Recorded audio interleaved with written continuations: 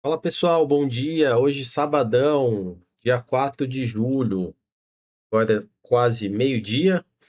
E ontem, por conta de compromisso pessoal, precisei sair, fazer uns exames e tal, cuidar da saúde. Eu não gravei o meu diário de trades, então vamos estar dando uma olhada nele hoje, né? Depois em seguida, quero atualizar os meus estudos do Ibov, dar uma olhada nos trades da semana e começar a se preparar para a semana que vem, certo? Então, olhando aqui pela ótica do gráfico diário, o dia da quinta-feira tivemos um candle com bastante pavio superior, né?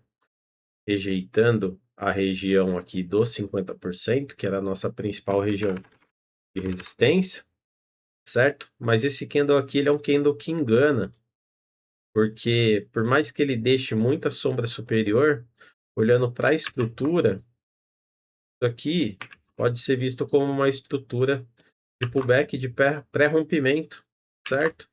Ele vai, retorna e depois dá continuidade no movimento, tendo em vista o que? Contexto e região, tá certo? Vamos imaginar o seguinte, vou colocar aqui uma parte do gráfico em branco.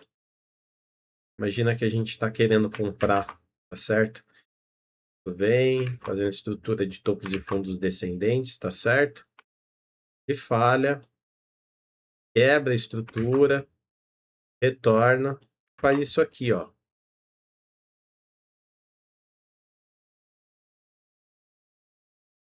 Tudo isso aqui é aquele pavio, né, do candle diário. Então, se a gente pega e traça uma estrutura de Fibo, consegue observar que o preço está em regiões de retração, regiões de interesse comprador, né? E aí, o que é sinal de possível retomada da tendência, você pode às vezes capturar e levar o preço até os alvos, certo? Então, isso é análise de contexto, não é uma análise de um candle isolado. Ele sozinho, muitas vezes, ele pode enganar e trazer aí um pouco de confusão para análise, ok? Então, nós tínhamos essa informação do gráfico diário, indo para os 60 minutos,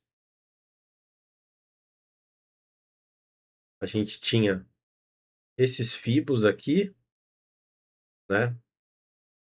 Máxima, mínima, impulso, correção, trava em 50%, que é a retração clássica dos índices, ok?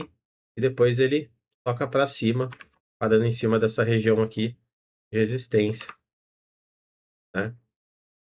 Bom, e aí a gente pode observar que o preço já abriu acima da região de resistência intermediária, fazendo uma troca de polaridade, né? Vamos cair agora para os 5 minutos e ver o que a gente pode observar aqui no dia. Vou apagar esse Fibo, depois eu vou colocar ele de novo.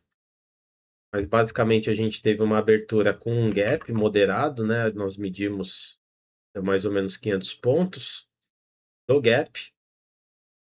E esse candle aqui dos 5 minutos, ele acaba sendo um candle comprador, porque ele abre, ele fecha acima da abertura, mas ele deixa a sombra para todos os lados.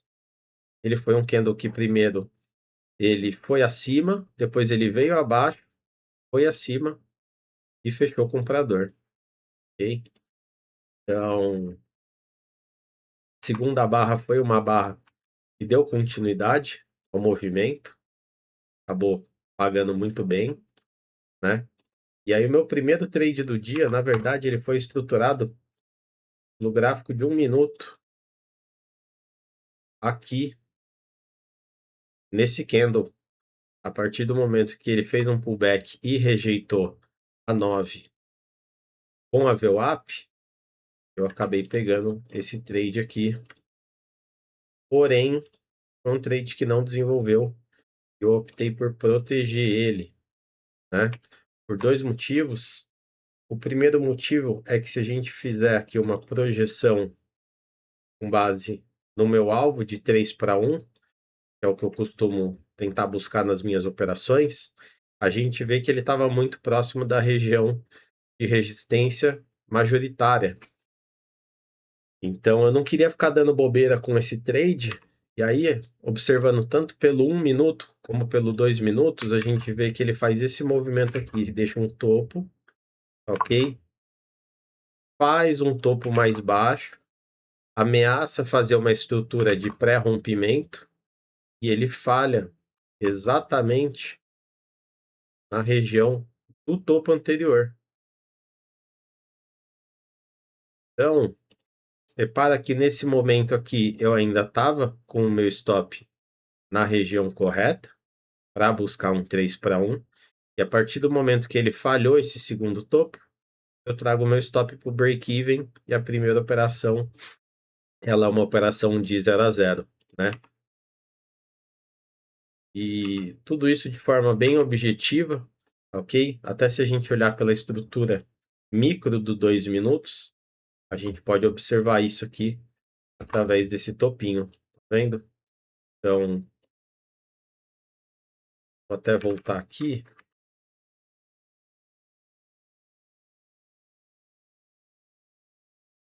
Até esse momento a gente tem uma estrutura de preço bastante compradora, porém afastada das médias, um movimento que já foi tentando capturar uma segunda perna. O preço faz aparentemente um pullback de pré-rompimento da máxima e falha. A partir do momento que ele deixa essa segunda falha, isso me deixa desconfortável. Eu prefiro não dar bobeira e puxar meu stop de forma precoce para o break-even, né? E de fato, o preço não desenvolveu. O preço depois ele falha na máxima. E ainda que eu tivesse optado por esperar ele falhar nessa máxima, de qualquer forma, aqui nessa barra, a gente teria saído no 0 a 0, né? Um trade que não chegou a pagar nosso alvo, tá certo? E a partir daí a gente começa a observar o comportamento do preço na correção, tá? Acreditando que por conta do rompimento dessa resistência intermediária, ele pudesse pelo menos ir fazer uma tentativa de buscar a máxima do dia anterior, né? Então o preço depois começa a entrar num processo corretivo. Nós temos essa linha de tendência aqui do intraday. A partir do momento que ela é rompida, isso traz a possibilidade da gente trabalhar com a ferramenta de Fibonacci, podendo pegar dessa máxima aqui a essa mínima. Agora, eu prefiro pegar pela estrutura da perna, né? Então, essa aqui era a minha estrutura do Fibo do intraday que eu estava observando. Legal? Falando um pouco sobre Fibo, você tem a possibilidade de pegar os extremos, ou seja, essa sombra aqui, que é a máxima do dia até então, essa aqui ou essa aqui, porque todas elas são as regiões em que tem os toques, tá vendo? A diferença ela é mínima. Eu prefiro trabalhar com essa aqui, porque ela é mais próxima da extremidade, ela tem mais toques, tá certo? Essa daqui tem apenas um toque, essa daqui tem mais toques, e essa daqui, apesar dela ter 4 toques, eu acabo ignorando boa parte do movimento micro. Então, é dessa forma assim que eu costumo e prefiro trabalhar. E a gente já está falando da barra 12, então, abertura do Ibov, né? O preço, ele veio corrigindo de uma perna só, praticamente. Eu não quis pegar essa venda aqui, porque eu ainda seguia um viés mais comprador para o dia, apesar de que essa operação aqui, no rompimento dessa mínima, na perda dessa mínima, era uma operação bem válida e tinha um payoff interessante, até se a gente for, por enquanto, colocar o FIBO aqui, é o magnético. Se a gente for pegar aqui e traçar, a ferramenta é a traçar a projeção dessa perna, Ele pagou um 3-1. Pagou de uma vez só ainda, praticamente sem calor nenhum a operação. Mas esse não era muito o meu plano, até porque eu tô querendo construir uma gordura primeiro, para pegar operações que eu acredito ser um pouco mais arriscadas. Então, tô tentando operar menos. E enfim, aqui a gente observa que quando o preço testa a média de 50 dos 5 minutos, a última retração do dia e essa região de troca de polaridade, ele deixa um doji. Isso aqui já me traz um primeiro alerta para que eu fique de olho numa possível resposta compradora, né? Aqui o preço ele perde a mínima, mas ele fecha com bastante sombra. Isso para mim é bom.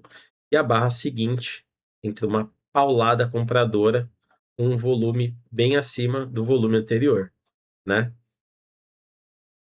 Uma barra negativa, isso me traz um viés um pouco de dúvida sobre pegar ou não essa operação. E aí, nesse momento, eu decido cair por 2 minutos. E aqui vocês podem ver que no 2 minutos, o que eu fiz para trazer objetividade para minha operação? Eu traço uma linha micro, né? Uma linha de tendência, e observo o preço e o comportamento dele no rompimento dela, para que eu possa, para que eu possa capturar aqui um movimento de retomada de alta e buscar ali os meus alvos, né? Então, aqui o preço, ele faz uma estrutura de pré-rompimento, fazendo um fundo com um fundo mais alto, falhando numa região de troca de polaridade. E aqui, nesse candle, eu decido posicionar a minha ordem, né? Ordem ativada. E aqui, eu decido trabalhar com um risco de barra e não um risco de range, né? Um risco financeiro, digamos assim. Então, eu posiciono o meu stop levemente abaixo dessa barra, com 3 contratos aproximadamente. Esse era o meu risco aqui, tá certo? E o meu alvo ali tá no 176,720. Eu vou colocar uma linha resistência próxima à região para a gente poder observar o que aconteceu e o que me fez tomar uma decisão em cima do meu stop. Então a entrada foi aqui, né? Um tique acima. A entrada foi aqui. Vou colocar aqui. Operação do dia 3. Preço de compra 175,850. Então, preço de compra 175,850. O alvo está no 176,725.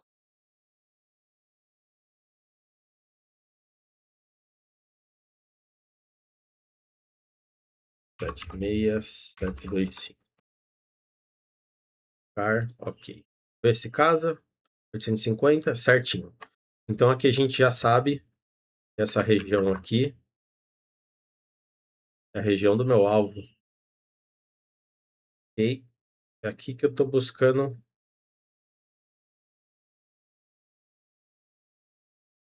Aqui para ficar mais bonitinho. 176,725. Ok? E agora eu posso apagar aqui.